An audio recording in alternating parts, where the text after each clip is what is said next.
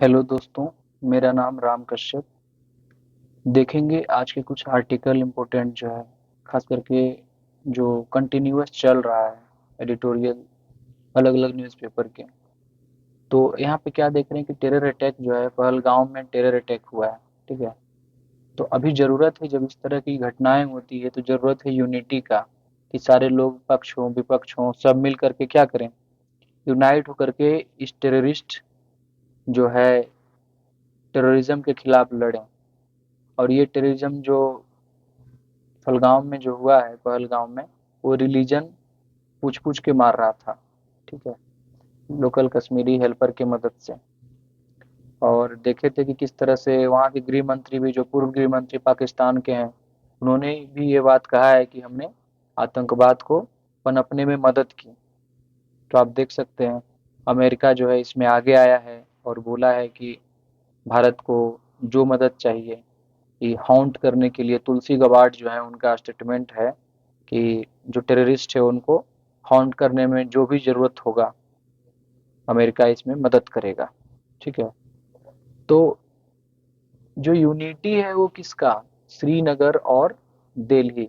श्रीनगर मतलब जम्मू कश्मीर का कैपिटल, और दिल्ली मतलब पूरे इंडिया का राजधानी, दोनों का राजधानी को यूनाइट होकर के करने का ज़रूरत है। इस यूनिटी से मतलब क्या है कि वहाँ के लोगों को इंडल्ज करेंगे तो जम्मू एंड कश्मीर को स्टेटहुड दीजिए। स्टेटहुड देंगे तो वहाँ के लोग को मतलब पॉलिटिकली वो इन्वॉल्व हो पाएंगे अच्छे तरीके से। जैसे हमारा बिहार है, अलग अलग स्टेट है, उत्तर प्रदेश है, वहाँ के लोग राष्ट्र के साथ साथ राज्य के भी पॉलिटिकल सिस्टम जो होता है उसमें हिस्सा लेते हैं। तो इस तरह से मतलब कि टेररिज्म को एलिमिनेट किया जा सकता है, कम किया जा सकता है, खत्म किया जा सकता है। ठीक है। अब देखें कि पहलगाम है कहाँ। ये सारा एरिया जो आप देख रहे हैं, जितना भी एरिया ये है, सारा का सारा जो है मतलब कि सेंसिटिव है, टेरर प्रोन एरिया है। ठीक है। जैसे बारामूला हो गया ये वाला, सुपौर हो गया। ठीक है। और यहाँ पे देखते रहते हैं ये अवंतीपुरा हो गया। ये सब एरिया जो है वो मतलब कि टेरर प्रोन एरिया है। और देख रहे हैं ये पहलगाम है, ये जहाँ पे हुआ है ये घटना। ठीक है। अब यहाँ पे कुछ देखें क्यों वहाँ जाते हैं घूमने के लिए लोग, क्योंकि वहाँ पे तो पर्यटन गए थे। तो ये कारगिल है। आप देखेंगे 1D इधर से, श्रीनगर से कारगिल जो जाती है 1D राजमार्ग 1D है। ठीक है। और ये आपका है पहलगाम। ठीक है। ये यहाँ पे त्राल है, बारामूला, ये सब जो देख रहे हैं इसको ध्यान से रखिएगा। अगर नॉर्थ से साउथ कहेंगे तो क्या बोलेंगे, कारगिल सबसे नॉर्थ में है। उसके बाद फिर क्या देखेंगे, ये बांदीपुरा जो है वो, उसके बाद फिर क्या होगा, हिंदवाड़ा है, सोपोर है, बारामूला है, श्रीनगर है, तब पहलगाम है। पहल ये ठीक है। और ये अनंतनाग है, सारा का सारा ये सेंसिटिव एरिया है, टेरर सेंसिटिव एरिया है। शाहबाद है, बेनिहाल है, ये सब घूमने के लिए बहुत अच्छा जगह है। और देखो अपना देश हो चाहे प्रसाद स्कीम हो, पर्यटन को बढ़ावा देने के लिए बहुत सारे स्कीम्स गवर्नमेंट लेकर के आई। और लेकिन अब इस तरह की घटनाएं जब होगी तो जो पर्यटन है, ठीक है, टूरिज्म में वो क्या होगा, कमी आएगी और मोबिलाइजेशन ऑफ कैपिटल नहीं होगा। जैसे अब कोई टूरिस्ट जाता है वहाँ तो खर्च तो वहीं के लोग वहीं ना करता है, वहीं के लोगों से खरीदता है, उनकी आमदनी बढ़ती है। लेकिन लोगों को ये समझना चाहिए, अगर नहीं समझेंगे लोग तो वहाँ का टूरिज्म जो है वो प्रभावित होगा, धर्म देख करके अगर इस तरह से करते हैं तो। मोदी जी का स्टेटमेंट था कि क्या है, blood and water never flow together. तो वही काम हुआ है। जो टेररिज्म हुआ है, जो पहलगाम वाला जो ये हुआ है, अटैक हुआ है, तो इंडस वाटर ट्रीटी जो सिंधु जल समझौता है उसको भी खत्म कर दिया गया है। अब इंडिया जो है दो तरह का ग्राउंड होता है, एक तो ह्यूमैनिटेरियन ग्राउंड, कुछ कुछ पानी वहाँ पे जाता है, दूसरी तरफ क्या है, अगर इस तरह की चीज़ें चलती रहेगी तो हम अपना हिस्सा का पानी भी यूज करेंगे, जो नहर है उसमें डाला जाएगा।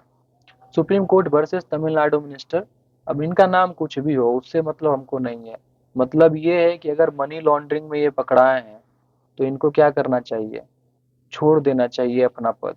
ठीक है।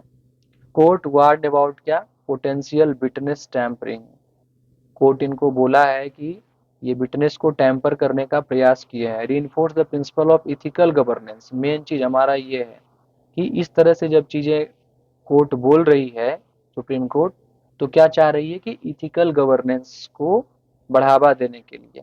ठीक है। अब देखिए इथिकल गवर्नेंस का क्या है, तो नैतिक सरकार से तात्पर्य है सरकार और उसके अधिकारों के कार्यों और निर्णयों में नैतिक सिद्धांतों, इथिकल प्रिंसिपल जो भी है उसके अनुप्रयोग से यह सुनिश्चित करना कि निर्णय न केवल कानूनी है बल्कि न्याय संगत भी है और निष्पक्ष भी है। केवल कानूनी ही नहीं, न्याय संगत है, निष्पक्ष है। ठीक है। इस तरह से जब कोई भी काम हम करेंगे या सरकार करेगी तो उससे क्या होगा, ट्रस्ट बढ़ेगा, विश्वास और इंटीग्रिटी को बढ़ावा मिलेगा, अखंडता को क्या मिलेगा, बढ़ावा मिलेगा। ठीक है। नैतिक सरकार के जो प्रमुख तत्व हैं वो क्या है, सबसे पहले तो ऑनेस्टी, ईमानदारी, फिर अखंडता, इंटीग्रिटी। ऑनेस्टी क्या है, सभी कार्यों में ईमानदारी और निष्ठा का होना। अखंडता क्या है, इंटीग्रिटी, नैतिक सिद्धांतों को कायम रखना और ईमानदारी से कार्य करना, कोई भी ऑफिशियल हो। करुणा और सहानुभूति। ठीक है। तो इसमें क्या हो जाएगा, नागरिकों की आवश्यकताओं के प्रति देखभाल और समझ का प्रदर्शन करना कि क्या नागरिकों की आवश्यकता है। मान लीजिए कि चीनी का दाम बढ़ रहा है और कंजम्पशन चीनी का ज़्यादा है, मूलभूत आवश्यकता एक तरह से है, नमक है, चीनी है, कपड़ा है, तो अगर ये चीज़ दाम बढ़ रहा है लेकिन सब चीज़ का बढ़े और मूलभूत जो आवश्यकता है उसका नहीं बढ़े, फूड इन्फ्लेशन कम हो, तो ये सब जो है इथिकल गवर्नेंस में होना चाहिए। जो गरीबों को कम से कम, मार्जिनलाइज सेक्शन ऑफ सोसाइटी है, कौन कौन, पुअर, वीमेन, चिल्ड्रेन और एडल्ट। एडल्ट मतलब बूढ़ा, जो बुजुर्ग है वो। ठीक है। जिम्मेदारी, युवा नहीं, जिम्मेदारी मतलब कि वो रिस्पॉन्सिबिलिटी ले। ठीक है। कार्यों और निर्णयों के लिए जवाबदेह हो, स्वीकार करे कि नहीं इसके लिए अगर ये अच्छा हुआ है तो उसका भी जिम्मेदारी मेरी है, खराब हुआ है इसका भी जवाबदेह हम है। सामाजिक न्याय, सोशल जस्टिस, सभी नागरिकों के लिए निष्पक्ष एवं समान समतापूर्ण व्यवहार सुनिश्चित करना, भेदभाव नहीं करना। ठीक है। कि वो उस कास्ट का है, उस कास्ट का है, गरीब है, अमीर है, तो ये सोशल जस्टिस गवर्नमेंट का काम है करना। पारदर्शिता, तो ये क्या है पारदर्शिता, मतलब ट्रांसपेरेंसी। ठीक है। सरकार के कार्यों और निर्णयों को खुले तौर पर और ईमानदारी से संप्रेषित करना। जवाबदेही, अकाउंटेबिलिटी, अपने कार्यों और निर्णयों के लिए जवाबदेह होना चाहिए सरकार को। नैतिक सरकार क्यों महत्वपूर्ण है, तो नैतिक सरकार महत्वपूर्ण है, विश्वास और सहयोग स्थापित होता है इससे। अगर इथिकल गवर्नमेंट है जिसका स्टांस क्लियर है कि हम क्या करेंगे, जनता के लिए क्या कर रहे हैं, तो ये स्पष्ट हो जाती है। ठीक है। आप इस चीज को समझिए, विश्वास और सहयोग स्थापित होता है इससे। हम्म। और नैतिक व्यवहार नागरिकों और अधिकारियों के बीच विश्वास का निर्माण करता है। भ्रष्टाचार को कम करने में भी मदद मिलता है अगर नैतिक सरकार है तो। अब सरकार के लोग ही जो है भ्रष्टाचारी हो तो क्या होगा। हम्म। लेकिन जब नैतिक गवर्नमेंट होगा तो वो समझेगी कि नहीं, करप्शन जो है नहीं करना चाहिए, मानक भ्रष्टाचार और सत्ता के दुरुपयोग को रोकने और कम करने में मदद करते हैं। अब देखिए, ब्यूरोक्रेसी जो है, नौकरशाही, नौकरशाही जनरली काम को टाल मटोल करती है। ठीक है। तो उस नौकरशाही विलंब को क्या करेगी, ये कम करती है। ठीक है। Ethical governance. ठीक है। या इथिकल गवर्नमेंट जो कही है, निष्पक्षता और न्याय को बढ़ावा देती है। ठीक है। निष्पक्षता और न्याय को बढ़ावा देती है इथिकल गवर्नेंस। ठीक है।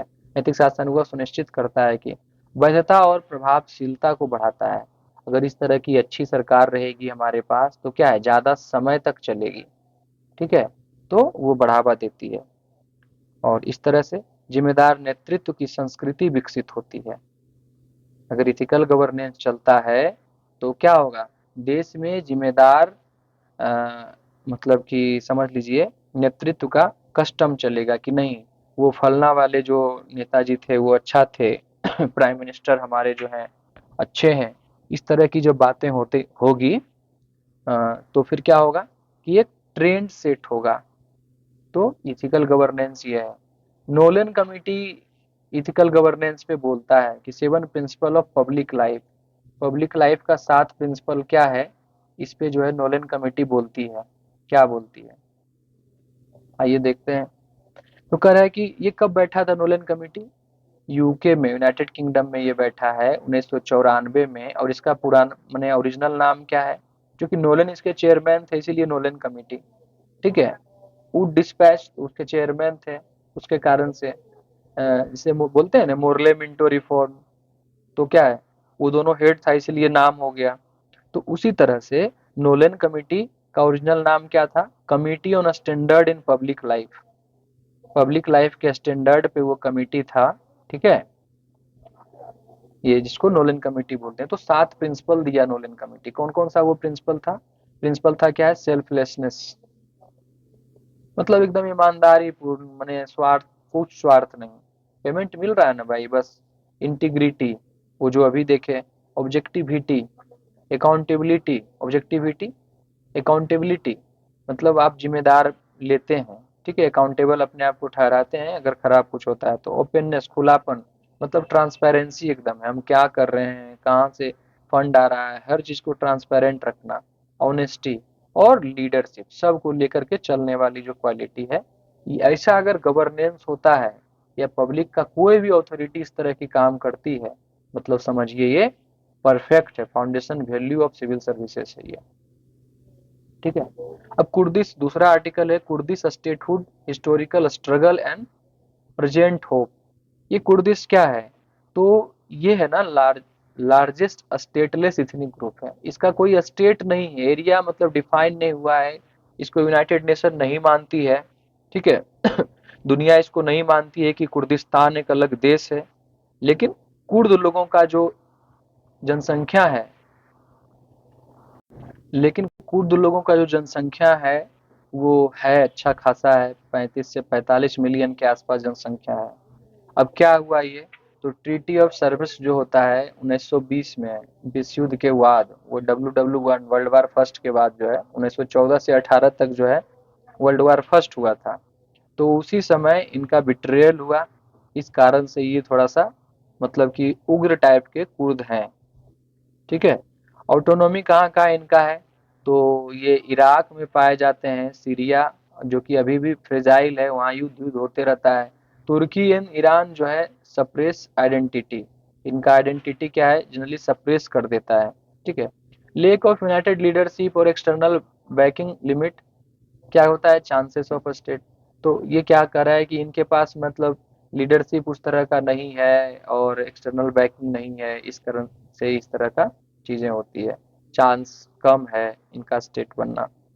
अब ये देख रही, ये कुर्दिस्तान, ये लोग कहते हैं कि हमारा जो है ये कुछ सीरिया में जो रेड वाला हम देख रहे हैं ये क्या है, ये रेड वाला जो आप देख रहे हैं ये, और टर्की का हिस्सा जो रेक्टेंगुलर आपको दिख रहा है, ये लोग चाहते हैं कि दोनों मिला करके बीच वाला भी एरिया ये कुर्दिस्तान बने, ठीक है।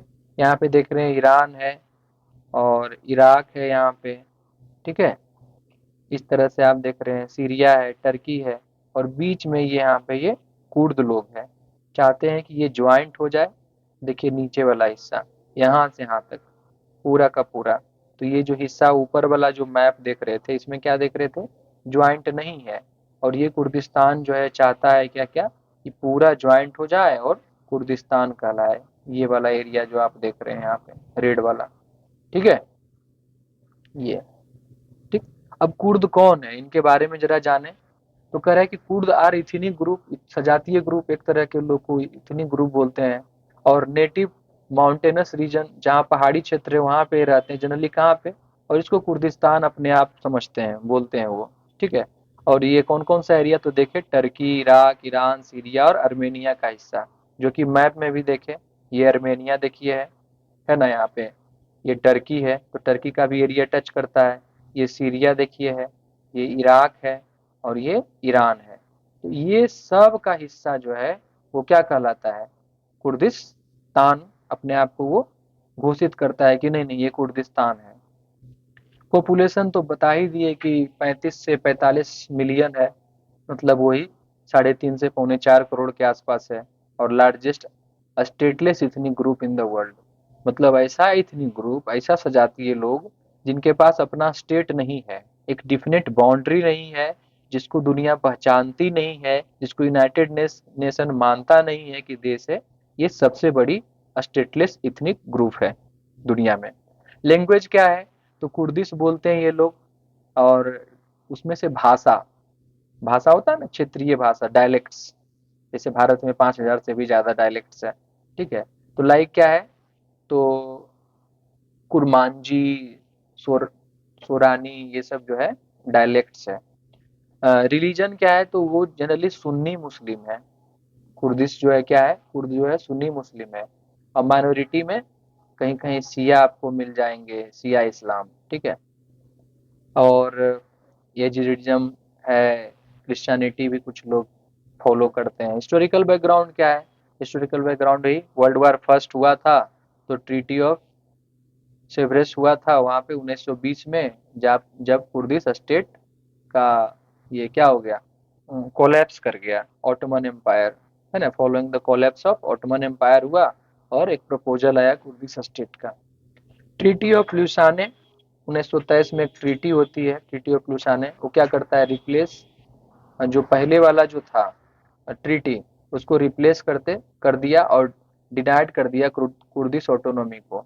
उसमें से ट्रीटी ऑफ सेब्रेस जो था, उसमें कुर्दिश स्टेट की बात की गई थी जब ओटोमन एम्पायर कोलैप्स हुआ था। लेकिन 1923 में ट्रीटी ऑफ ल्यूसाने जब होता है, तो क्या हुआ कि कुर्दिश ऑटोनॉमी मतलब कुर्दिश स्टेट के को डिनाई कर दिया गया, स्टेटहुडशिप को। ठीक है, और dividing Kurd across national border, जो अभी देख रहे हैं 3-4 जो Turkey, Iran, Iraq, Syria, Armenia, ये सब में उसका बॉर्डर बना दिया। और कुर्दिश लोग उसी तरह से जहाँ रह रहे थे, अलग अलग देश के निवासी हो गए। ठीक है, सप्रेशन एंड रिवेलियंस, तो टर्की जो है वो अब ये भी करेगा आउटलॉट कुर्दिश आइडेंटिटी। तो यहाँ पे ये क्या करता है, पार्टी अपना बनाया।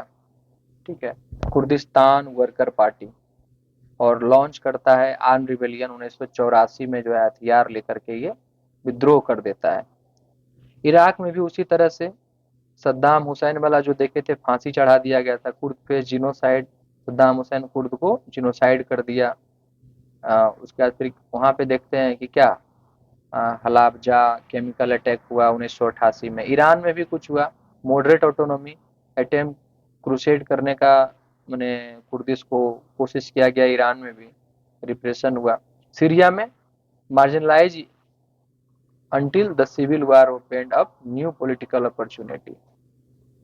सीरिया में भी देखे जो आईएसआईएस वाला जो अटैक था उस समय, जो पूरा का पूरा डीस्टेबलाइज रहा सीरिया। अब Kurdish conflict by country, Turkey का अगर बात करें तो वही पीके के इंसर्जेंसी, अभी पीके के क्या था देखे थे, कुर्दिश वर्कर पार्टी। तो ऑन गोइंग सिंस 1984 से चल रहा था, टेररिस्ट ग्रुप बाई क्या यूएस और ईयू, ये सब जो इसको बैक कर रही है कुर्दिश को। Turkish military campaign have been frequent, जब मन तब जो है मिलिट्री कैंपेन ये लोग चला देता है हथियार लेकर के, including across border Iraq, Syria, ये सब डिस्टेबलाइज करने का कोशिश करता है। पीस टॉक 2015 में भी कोशिश की गई लेकिन फेल हो गया। ठीक है, और वायलेंस देखने को मिलता है। इराक में भी कुर्दिस्तान रीजनल गवर्नमेंट, यहाँ पे ऑटोनॉमी 2003 से उसका है, पूरे में नहीं, इराक में कुछ क्षेत्र में कुर्दिस्तान रीजनल गवर्नमेंट जो है वो चलाती है सरकार।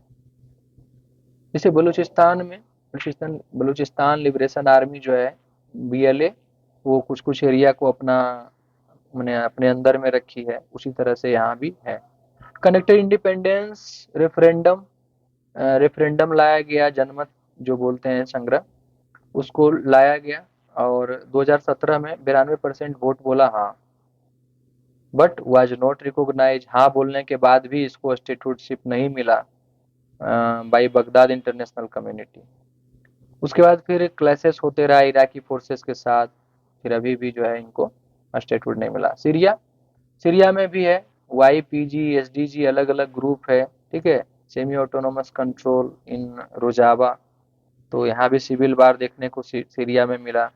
और किस कौन करती है, तो US in fight against ISS, Islamic state वाला जो टेररिस्ट है उसको क्या करता है, कुर्द लोग को बैक करता है US, United states of America, ताकि इस्लामिक स्टेट से लड़ सके, ठीक है। अब टर्की अपोज करता है due to YPG tie with PKK, since tie है क्योंकि सीरिया में YPG है और PKK है टर्की में, तो दोनों टाई किया है, दोनों जैसे नहीं है पाकिस्तान तालिबान और अफगानिस्तान तालिबान, मार के भाग जाता है अफगानिस्तान, अफगानिस्तान वाला पाकिस्तान, इस तरह से। तो यही सिचुएशन यहाँ पे बनने के कारण से टर्की इसका अपोज करता है। ईरान में क्या है, तो Kurdish dissent exist but muted है, कुर्दिश लोग है यहाँ पे, लेकिन नहीं के बराबर, माने कुछ इस तरह का घटना उठना नहीं होता है। तो यहाँ पे टेंशन लेने की बात ईरान में नहीं है। गवर्नमेंट की tight control on Kurdish area, जिस तरह से यहाँ भी चाइना में भी है ना उइगर मुस्लिम, उसको टाइट करके रखता है ये। हालांकि कोई भी कम्युनिटी को टाइट नहीं करना चाहिए, लेकिन डेमोक्रेसी है नहीं ना जी, चाइना डेमोक्रेटिक कंट्री थोड़े है, और ना ही ईरान है, ना ही रिपब्लिक कहने से क्या हो जाएगा, ना ही टर्की है सही से। इंटरनेशनल डायमेंशन क्या देखें, तो no major power support an independent Kurdish state अभी तक, क्योंकि जियोपॉलिटिकल इनस्टेबिलिटी के कारण से कोई नहीं चाहता है स्टेट की, इसको कोई भी सरकार नहीं चाहती कि इसको फेवर करे, तो स्टेटहुड कोई इसको नहीं देना चाहती है, कि नहीं स्टेटहुड इसको नहीं देंगे जियोपॉलिटिकल इनस्टेबिलिटी के कारण से। उसके बाद फिर क्या है, अगर ऐसा होगा तो रिड्रॉइंग नेशनल बाउंड्री, अगर एक बार दे दिए तो हो सकता है कि फिर से बाउंड्री को क्या करे, रिड्रॉ करना पड़ेगा, फिर से बाउंड्री एक्सपेंड करे। तो डूरन, जैसे डूरन लाइन वाला है अफगानिस्तान का, तो बार बार लगता है कि डूरन लाइन के पास भी जा सकता है, तो इस कारण से रिस्क ऑफ इनकरेजिंग क्या है, सेपरेटिज्म।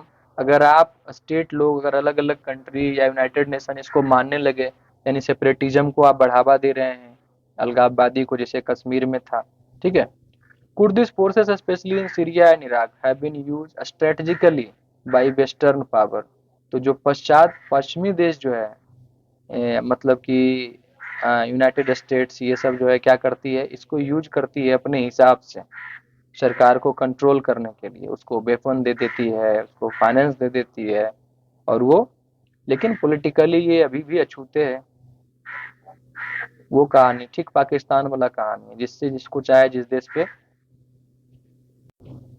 अब लेकिन ये लोग चाहता है कि स्टेटहुड मिले, तो क्या प्रॉब्लम है, स्टेटहुड मिले तो इसके साथ समस्या क्या है, ठीक है। यूनिटी लोग में खुदा ही नहीं है, PKK KRG ये सब अपोजिशन फ्रॉम होस्ट स्टेट, जिस स्टेट में ये रह रहा है वो भी इसको, जैसे टर्की, इराक, ईरान, सीरिया, ये सब नहीं चाहता है कि इसको स्टेटहुड मिले। हम चाहेंगे खालिस्तान बन जाए, नहीं ना चाहेंगे, हमारा भारत छोटा हो जाए, नहीं चाहेंगे, जम्मू कश्मीर अलग हो जाए, बिल्कुल नहीं चाहेंगे। हम चाहेंगे POK हमारे में आ जाए, क्योंकि POK हमारा है, ठीक है। जो सियाचिन है वो हमारा है, तो ये सब हम चाहेंगे। तो वही कारण है कि ये लोग अपोजिट, ये मतलब कि अपोज करते हैं। नो इंटरनेशनल बैकिंग, और ये लोग को कोई हेल्प भी नहीं कर रहा है, तो इस कारण से इंटरनल गवर्नेंस इश्यू खुदा ही है, कुर्दिश रीजन में करप्शन है, ठीक है, तो इस कारण से नहीं। उसके बाद फिर क्या है, ग्लोबल, दूसरा आर्टिकल है global tariff and India trade strategy. तो ये क्या है, ट्रम्प क्या किया, रेसिप्रोकल टैरिफ लगा दिया। चाइना अगर टैरिफ लगा रही है तो ट्रम्प और लगा देगा उस पे, जो स्टेट टैरिफ लगा रही है उस पे वैसे ही लगा दे रही है ये। तो उससे क्या होगा, ग्लोबल ट्रेड जो है उस पे मतलब प्रभावित होगा, बहुत जोर से होगा। जनरली डेवलपिंग नेशन पे टैरिफ जो है US जो है नहीं के बराबर लगाती है, लेकिन अब इसके कारण से, रेसिप्रोकल टैरिफ के कारण से क्या हो रहा है, भारत का जो है 7.76 बिलियन लॉस होने का है। एक्सपोर्ट अगर करता है, देखिए कोई भी चीज पे आप टैरिफ लगाएंगे तो क्या होगा, प्राइस क्या होगा, उसका बढ़ जाएगा। बढ़ जाएगा तो compete नहीं ना कर पाएगा। सस्ता, जैसे चाइनीज सामान सस्ता है तब ना हम लोग सामान्य जनमानस भी उसको खरीद लेते हैं। एप्पल का फोन सबके हाथ में क्यों नहीं है? क्योंकि महंगा है। ठीक है, तो इस कारण से नहीं है, आप इस चीज को समझिए। ठीक है, तो ये हो जाएगा। अर्जेंट नीड क्या है? Diversified trade deal with UAE, UK, ASEAN. अगर सब के साथ ट्रेड डील करिएगा तभी फायदा। कोई एक कंट्री पे अगर डिपेंडेंट होइएगा और अगर टैरिफ बढ़ा दिया तो बहुत ज्यादा घाटा होने वाला है। ठीक है, तो ये चीज होगा। तो डाइवर्सिफाई कीजिए। Require economic reform and proactive diplomacy. अभी डिप्लोमेसी लेवल पे जैसे ऑन टेबल डिप्लोमेसी है, उस तरह से आप जा करके बात कीजिए, जो बहुत ज़रूरत है अभी इसका। नहीं बात करेंगे तो फिर दिक्कत होगा। अब देखिए, तो बैरियर कितने तरह के हैं ट्रेड बैरियर। तो एक होता है कि टैरिफ बैरियर और एक non tariff barrier. Tariff barrier में क्या होगा कि हम बढ़ा देंगे एक्सपोर्ट ड्यूटीज वगैरह या अदर अदर चीज़, तो एक्सपोर्ट टैरिफ, इम्पोर्ट टैरिफ, ठीक है, ये सब हम बढ़ा देंगे तो हमारा सामान महंगा हो जाएगा। ऐसे बैरियर को क्या बोलेंगे? Tariff barrier. ठीक है, टैरिफ बैरियर बोलेंगे। नॉन टैरिफ बैरियर में क्या होगा? कोटा, कि अमेरिका से, ठीक है, हम 50 टन से ज़्यादा नहीं लेंगे कोई सामान, पार्टिकुलर सामान। तो ये क्या हो गया? कोटा कर दिए हम कितना? 50 टन, मीट्रिक टन, जो भी कहिए। सब्सिडीज हम अपने इंडस्ट्री पे, डोमेस्टिक इंडस्ट्री पे क्या किए? मान लीजिए 45 रुपया उसको बनाने में लग रहा है, हम क्या किए? उसको 10 रुपया सब्सिडी दे दिए। तो उसका सामान अब रियल कॉस्ट अगर देखें, एक्चुअल कॉस्ट, तो कितना हो जाएगा देखिए तो। इसका हो जाएगा आपका 35 हो जाएगा। और मान लीजिए कि कोई दूसरा कंट्री 38 में बना रही है और अदर कंट्री में बेच रही है, तो हमारा सामान सस्ता हो जाएगा और कम्पीट कर पाएगा वहाँ पे विदेशी मार्केट में। तो सब्सिडी दे देते हैं, जैसे कि एग्रीकल्चर में हम लोग करते हैं। और अदर चीज़ हो सकता है कि ट्रेडिंग में, या आपका क्या बोलते हैं, special economic zone. Special economic zone जो है, ये सब हम बना देते हैं और उसको हेल्प करते हैं। ठीक है, तो ये सब जब करते हैं तो नॉन टैरिफ बैरियर बैरियर आएगा, मतलब पैसों से नहीं कर रहे हैं, उसको सुविधा पहुंचा दे रहे हैं। ठीक है, ये हो जाएगा। डब्ल्यूटीओ, अब दूसरा article, WTO declining global trade institution. हाँ, अब डब्ल्यूटीओ का क्या है कि जिस तरह से वो इफेक्टिव था, अब वो इफेक्टिव नजर नहीं आ रहा है। कोई भी कंट्री जो है टैरिफ लगा दे रहा है बिना पूछे हुए। ट्रेड डिस्टोर्ट होता है उस तरह से अगर टैरिफ लगा दे रहे हैं तो वही कह रहा है कि डब्ल्यूटीओ कोर फंक्शन क्या है? नेगोशिएशन करना, डिस्प्यूट सेटलमेंट करना, मॉनिटरिंग करना। दो कंट्री का ट्रेड वार में चला गया है, उसके साथ नेगोशिएशन करना, देखना कि क्या इस तरह से फ्री एफटीए हो रहा है कि नहीं। जनरली एफटीए को बढ़ावा देना चाहता है डब्ल्यूटीओ, फॉरेन ये फ्री ट्रेड एग्रीमेंट को। मतलब कोई इस तरह का नहीं हो, आराम से एक दुनिया, एक देश, इस तरह वाला सिचुएशन कि पूरी दुनिया एक ही है, वो वाला कहानी।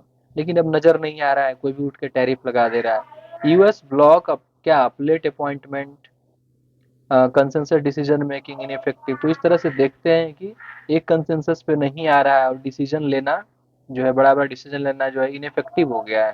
तो इस तरह से अब जो डब्ल्यूटीओ है वो, उसका जो फंक्शन है वो इनइफेक्टिव नजर आ रहा है। India resist unfair agriculture rule but क्या है, अवॉइड ब्रॉडर रिफॉर्म। इंडिया इस तरह का जो है एग्रीकल्चर में तो लाया, लेकिन वही ब्रॉडर रिफॉर्म लाने का जरूरत है।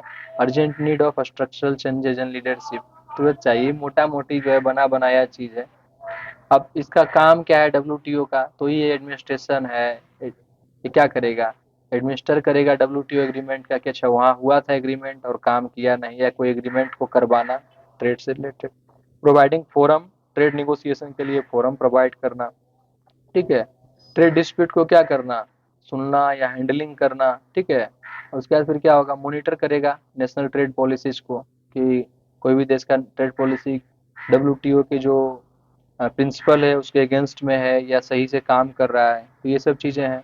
प्रोवाइडिंग टेक्निकल असिस्टेंस फॉर क्या, डेवलपिंग कंट्री के लिए, कि किस तरह से वो डब्ल्यूटीओ का फेवर में करके और अपने देश का जीडीपी को या इस तरह से ट्रेड ट्रेड को बढ़ा सकता है, एक्सपोर्ट को या जो भी हो। ठीक है, और cooperation with other international organization, और इस तरह से अदर भी जो यूनाइटेड नेशन या यूनेस्को या कोई भी इंटरनेशनल ऑर्गेनाइजेशन है उसके साथ, वर्ल्ड इकोनॉमिक फोरम, उसके साथ सामंजस्य जो है वो बैठा सकता है। अब देखिए ना यहाँ पे डब्ल्यूटीओ के तहत कुछ बॉक्स है, जो छूट देता है, ठीक है। तो क्या है, green box generally subsidies that do not distort trade और काउज मिनिमल डिसरप्शन। इसका कोई लिमिट नहीं है। ग्रीन बॉक्स में कितना भी सब्सिडी दे सकता है लोग। इससे क्या होता है, ऐसा चीज जिसमें ट्रेड डिस्टोर्शन नहीं हो, ट्रेड में कमी या वृद्धि नहीं हो, उसको हम दे सकते हैं सब्सिडी। जैसे अगर कोई इन्वायरमेंट से रिलेटेड काम कर रहा हो तो दीजिए, कोई दिक्कत नहीं है। इसमें 100 जितना लिमिट, कोई लिमिट नहीं है, सब्सिडी गवर्नमेंट जितना चाहे वो दे। एम्बर बॉक्स क्या है, तो इसका रेंज थोड़ा सा ब्रॉड है सब्सिडीज का। लिमिटेड 5% एग्रीकल्चर प्रोडक्शन पे, 10%, 5% मैंने अदर कंट्री का ये, और एग्रीकल्चर प्रोडक्शन पे क्या है, 10% डेवलपिंग कंट्री कर सकती है एम्बर बॉक्स में। ब्लू बॉक्स क्या है, इसका रेंज है सब्सिडीज अलाउड, बट क्या है, must be design to minimize trade distortion. Subsidy है, लेकिन इस तरह से सब्सिडी दीजिए या गवर्नमेंट दे ताकि ट्रेड डिस्टोर्शन जो है वो एकदम कम हो, ठीक है।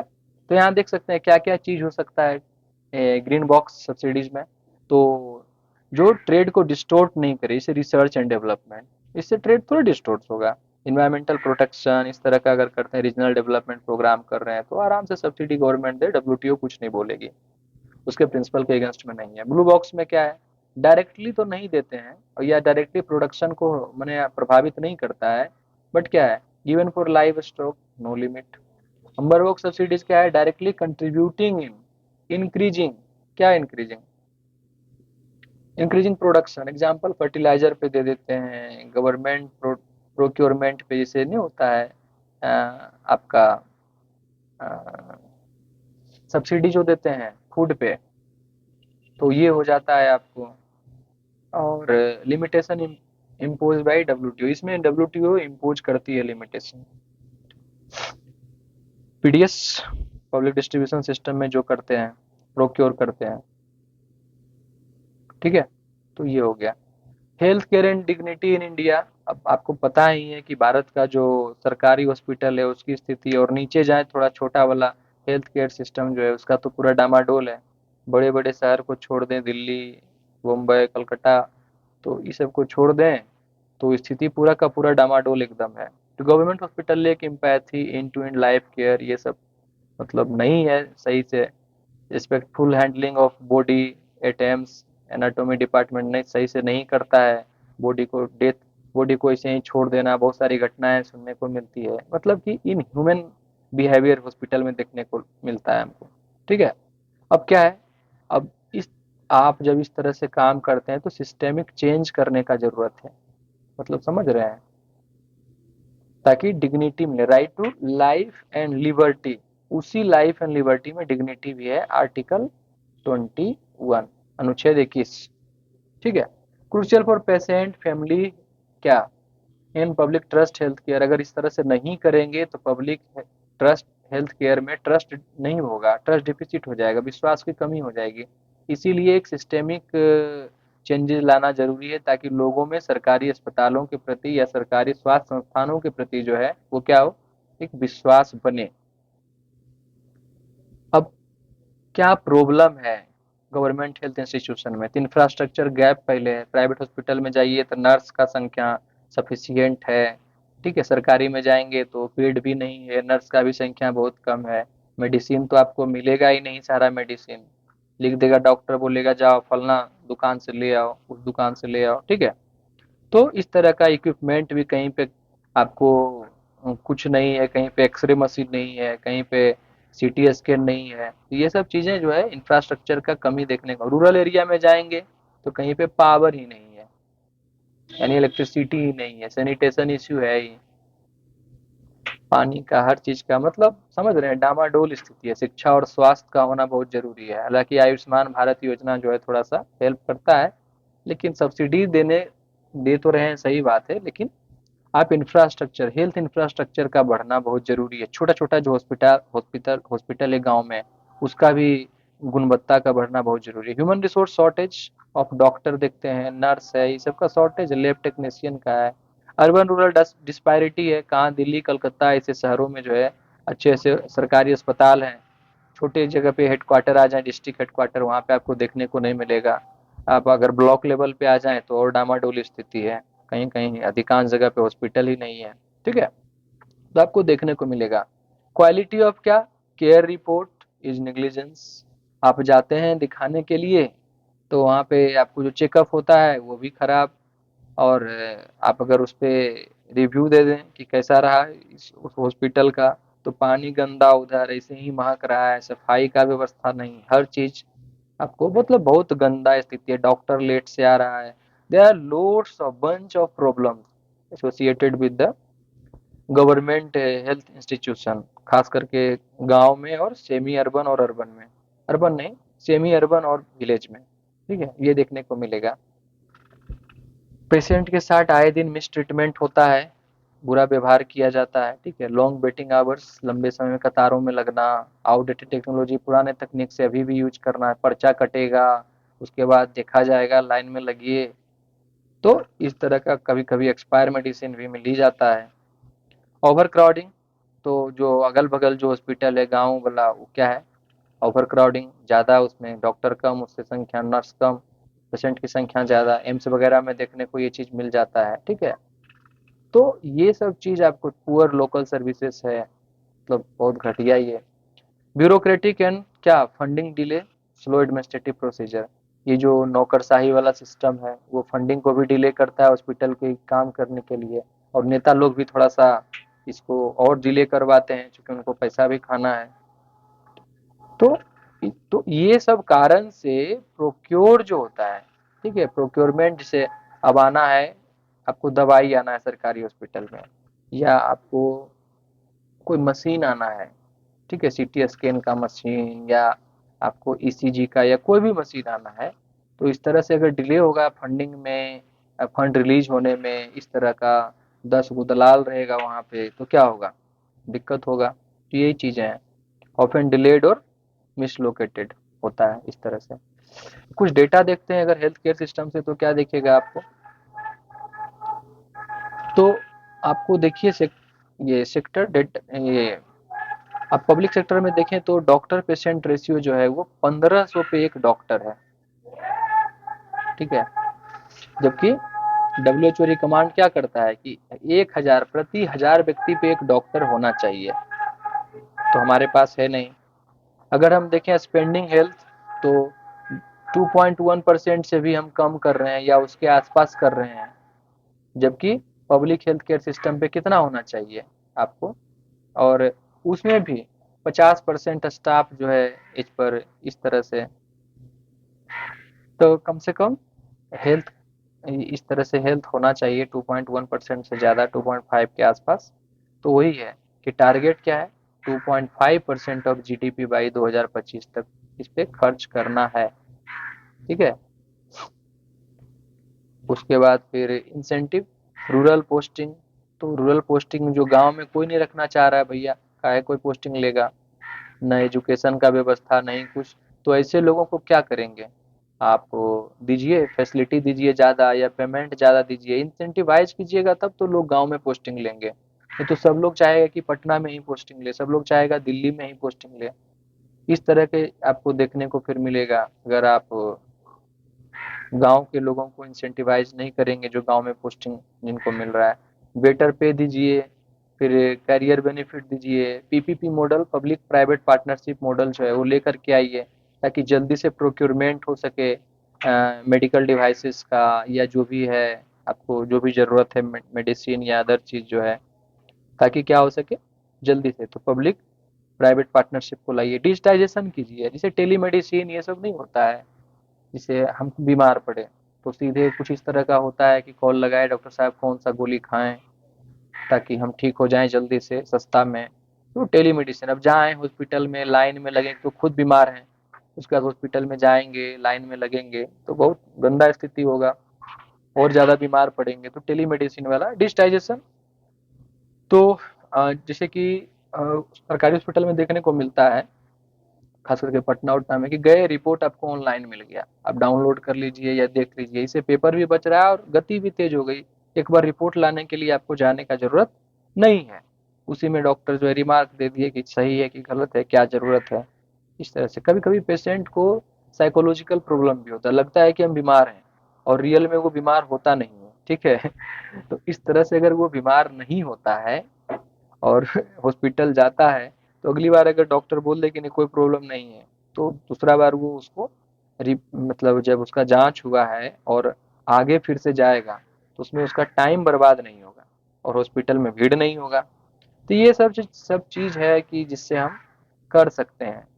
अब ये कर्नाटका का केस है, यहाँ पे कास्ट सेंसस हुआ, पॉलिटिकल फायर स्टॉर्म पूरा का पूरा की तरह मैंने कास्ट सेंसस जब हुआ तो क्या पाया गया, ओबीसी 70% पॉपुलेशन, डोमिनेंट कास्ट जो है वो अब इसमें ढूंढा जा रहा है।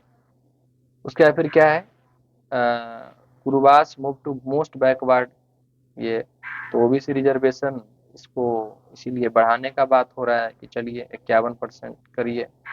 क्रिटिसिज्म क्या है, तो आउटडेटेड डेटा यूज करके आप जो है इस तरह से काम करेंगे और 50% सीलिंग वाला बढ़ाने का बात कर रहे हैं आप, तो वो सही नहीं है। पॉलिटिकल मोटिव, तो इस तरह की चीजें लेंगे तो पॉलिटिकल मोटिव तो दिखेगा ही, वोट का बात है भैया। क्राइटेरिया टू क्या, मेजर डिस्पैरिटीज या डिप्राइवेशन जो भी कहिए, तो सोशियो इकोनॉमिक कास्ट सेंसस में ये 7 क्राइटेरिया यूज किया गया था। Household with only one room with no solid wall and roof, solid wall किसको बोलते हैं, सीमेंट वाला, ठीक है ये। Household with no adult male age 15 से 59, इसको भी देखा जा रहा है। फीमेल मेल का बात, क्योंकि अर्निंग कौन करेगा, मेल ही करता है जनरली हमारे सोसाइटी में। फीमेल हेडेड हाउस होल्ड, कितने हाउस होल्ड जिसको लीड करती है फीमेल, ठीक है। Household with differently abled member, कितने हाउस होल्ड है जिसमें दिव्यांग लोग हैं, इसको दिव्यांग बोलते हैं। कोई ना कोई प्रॉब्लम है बचपन से या एक्सीडेंट में कुछ हो गया है। Household with no able body member, ठीक है। कितने लोग जो है काम करने जो काम करने लायक नहीं है यहाँ पे वो आ, एक परिवार में। और SC ST household with no literate member एवं 25 साल से ज्यादा, कितने SC ST मेंबर हैं घर के सदस्य में जो पढ़े लिखे नहीं है, एकदम लिटरेट है।